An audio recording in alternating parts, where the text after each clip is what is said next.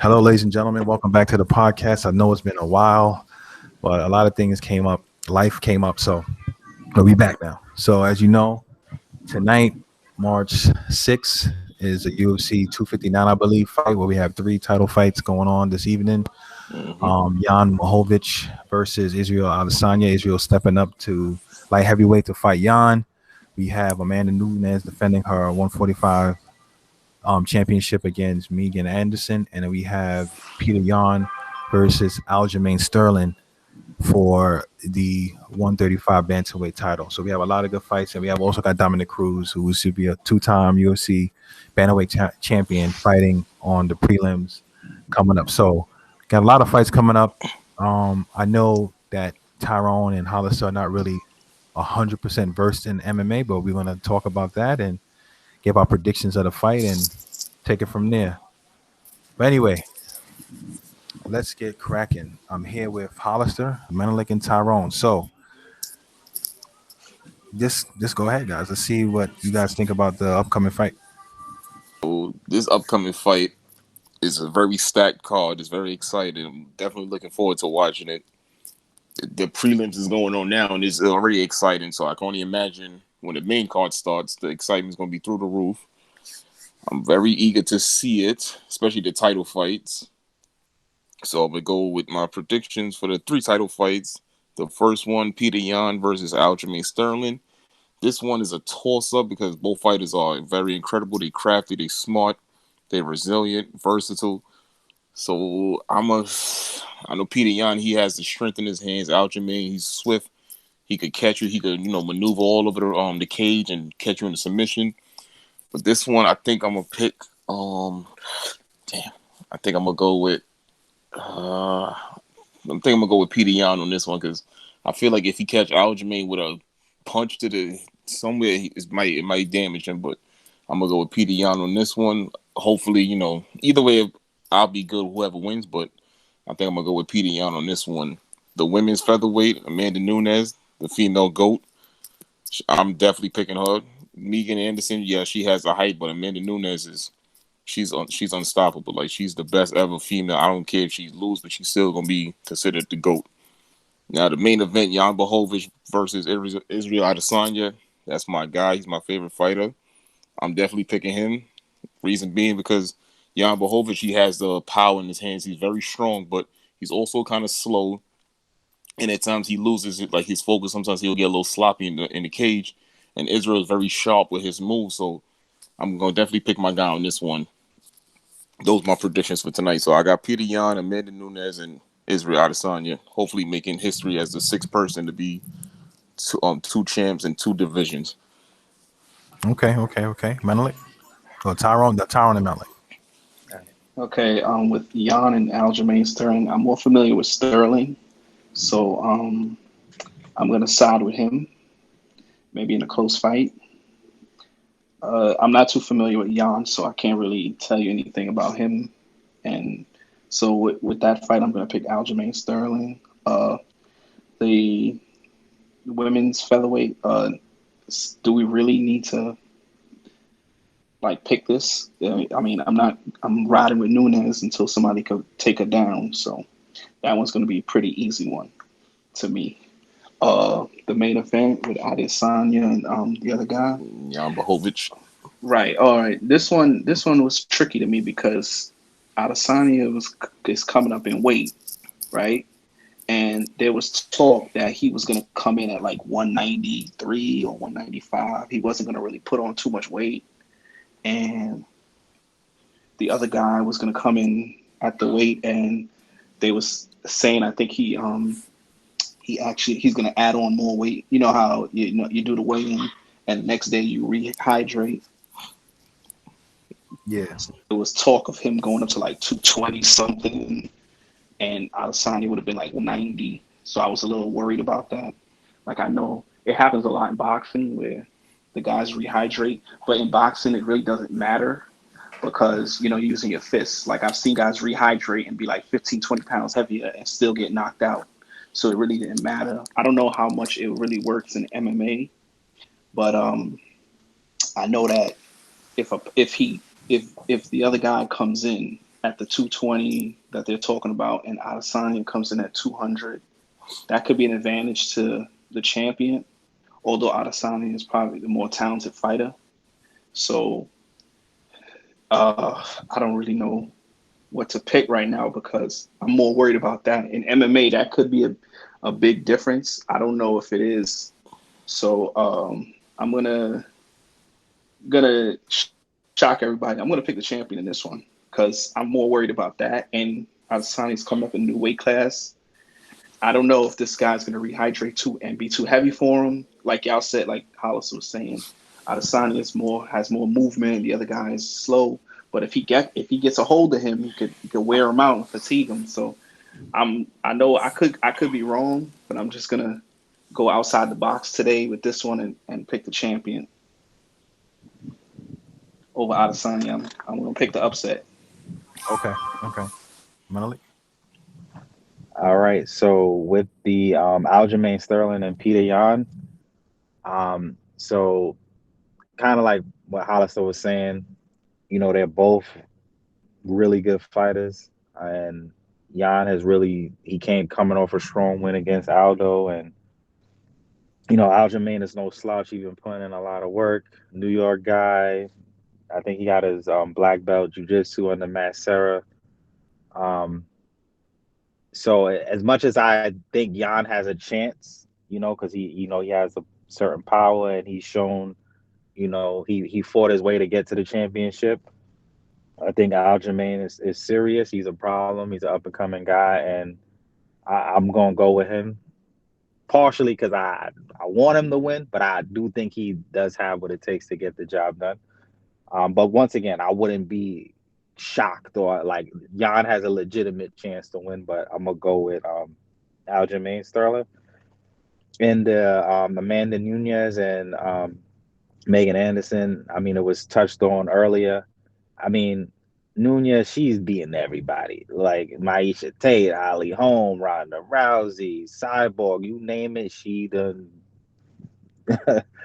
took them down. I mean, like Hollister said, she is the GOAT, like she really has shown time and time again, the opponent, different, you know, styles, whatever. She finds a way to get the job done. And, Megan Anderson, she is a pretty good up and coming fighter, but I don't think this is as much of a test as other fights she's had.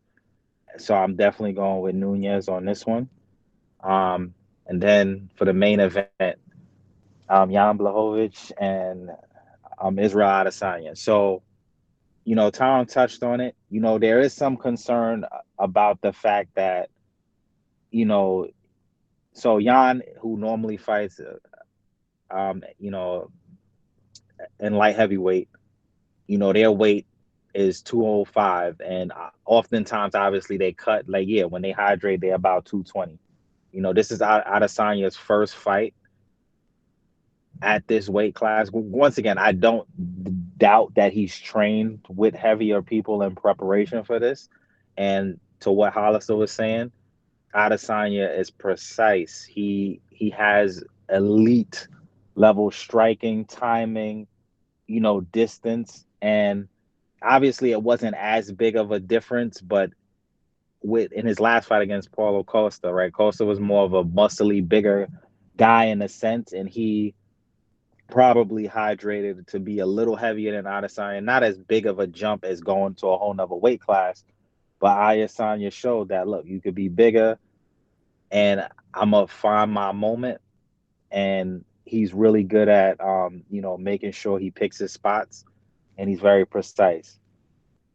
But Jan does have, serious power. It's been shown in his resurgence. He was actually on the verge of getting cut almost by the UFC at one point, and he fought his way back with a lot of good, solid wins, and a lot of that came from his power.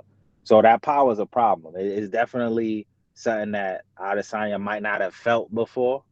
But if he could, maintain his movement, his distance, and fight smart, I think he could find a moment and get the job done. So I'm going to lean with, Adesanya on this one. And that's who I'm picking. And before Michael goes, I just want to say this. The UFC cut my guy, Alistair Overeem. And I mean, he saw his run, his chance of making that final run has come to an end. But I just wanted to acknowledge his career. He was like 40 now. He had a legendary career. Unfortunately, he never got to get that title, the heavyweight title in the UFC. But he's done a lot in the sport. He's going to be a legend. No matter what, eventual Hall of Fame and all that. But I just wanted to acknowledge him just in case he doesn't, fight again. I just wanted to throw that out there. Yeah, that's good. I mean, yeah, it's unfortunate they cut him. They cut who else they cut? They cut Junior Junior Dos Santos, yeah. Yeah. So they cut a few people. And like it's sad, you know what I mean? Like I like Overeem, but once USADA came into the picture, no disrespect, like, you know what I'm saying? Like, he started and he always had a suspect chin. Yeah, And his chin was. you know what I mean? It's like, he been in a lot of fights. He did kickboxing, he did like Pride, he did a lot of stuff. He was a champion in Strike Force and the Dream, I think, something else. Yeah, he was killing. So he was doing a lot. And even when he fought in the Pride, he used to fight at light heavy. He used to be like a skinny dude until he got to Ubereem and then, Dad Bod Reem. And the beating that guy put on him was like so bad that cat's like, nah, it don't make no sense. And honestly speaking, the way the heavyweight division is getting like kind of like stacked, stacked that now, and you got like some up and comer guys Rosenstrike, Rosenstrike. Even the Rosenstrike got washed. So you got Curtis Derek Blake, Lewis, you got Derek Lewis. You got a lot of people up there who are in the top 5 that even if he would have fight them, like he probably gonna get washed. You know what I'm saying? He did do a good job of Rosenstrike. He had a good run. He was 5-0, and then he lose to him, and it's like it always had a setback. But the way the fight is like, the game is changing now. Like Overeem, he just can't keep up with these young guys, and who knows? And I'm not trying to disrespect him. If he was able to take like the stuff he was taking before when he first came in there, maybe he might still be able to compete. You know what I'm saying? But to be fighting these cats now and this new way, I don't think he could be able to manage, especially fighting at the stage he is now in his career. So he did have a good thing. I don't know if he's going to be done fighting. Because fighters like to fight, but as far as fighting in the UFC, probably going to be finished. And I don't know if any other promotion will pick him up just for like a name to like maybe jump on somebody else. Who knows? But yeah, thank you, Overeem, for your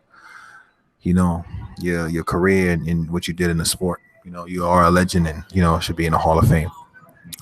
In regards to the fights tonight, I was going to do honorable mention Dominic Cruz. I want him to win. You know what I mean? One of the girls I used to train with, Angela Hill. Yeah, she trains out of his camp Alliance. They all train together, and she used to train in Evolution Muay Thai, where I used to train at and stuff like that. And obviously, she's in the UFC and she's doing her thing. So I kind of want Dominic Cruz to win, and I like him. And I don't know the other guy, but I want him to get his props. He had a lot of misfortunes based on like injuries and different things like that. So I kind of want, him to get back on the right track, and him being on the prelims, getting to see the fight for free. So hopefully he do his thing and he wins and, kind of get back in that kind of like, in the mix of trying to get a championship and everything like that. But also I wanted to just mention that. But as far as the Peter Yan and Aljamain Sterling, I agree with y'all. I mean, Yan is quick. He's very durable. He's a guy who can like mix it up and do a lot of different things. But at the same time, I'm looking at Sterling. I think Aljamain has, fought his way back to the top. He should have had a title shot. He finally got there. He's a little awkward and kind of like weird when it comes to speaking and different things like that, but his style is great. Yes, Peter Yan might be a little bit more well-rounded as far as more crisper with the strikes, but when it comes to the grappling and wrestling and even submissions, like Malik said, Matt Serra, trained him and stuff like that. I think Aljamain has him on those levels. I just feel that if he can keep the distance and also, pick him apart and do his thing, he could probably win a decision or maybe submit him. I don't see him knocking out Peter Yan, but I do see him, if he could probably do a dominating kind of almost like a Khabib-esque type of fight where he can kind of like drag him down, because Peter Yan did have issues with a guy like that in the past. They're 1-1, but he lost to a guy who kind of like had better wrestling than him and grappling and was able to like change that pace and do that to him. So I think that is something to think of. As you guys said with Amanda Nunes, it's pretty much like the writing on the wall. Is a nagging suspicion behind me that she could lose this one. I'm not trying to say because she had a daughter now and she got like soft, but with that height and that length, and Megan did fight Cyborg before Cyborg got cut from the UFC, and actually gave Cyborg did wash her, but she actually competed against it and fought at that weight, and for her to be bouncing up and down the weight, I don't know how that will affect her, but she dropping guys in training and stuff like that. And freaking Amanda Nunes is just so talented and so good and putting that work. And we'll see. I do know, like when she fought Jermaine Demondemain the last time, like that was a tough fight for her because even though she was dominating Jermaine had that length and she was kind of tall too, and it was kind of tough. So we'll see what happens in that fight,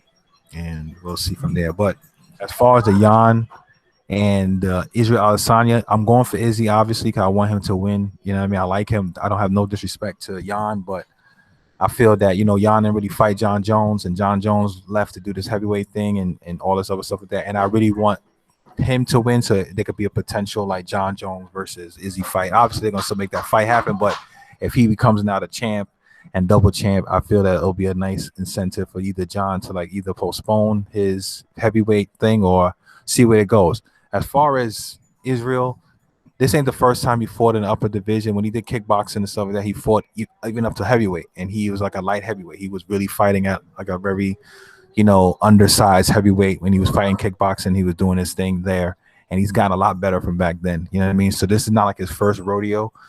So I do think that he'll be able to match up well with Jan. But like you guys said, Jan got that Polish power, as he say, and then lights out if he catches him. And a lot of Israel Adesanya's, skill set and his victories come from his footwork and his his ability to get out and slip shots. So they both awkward fighters. You might see something happen. I don't know if Israel will knock out him unless he do like how he did to Derek Brunson, where he give him like a series of attacks, or like how he catches you in the right things and maybe TKO him. But I don't see it.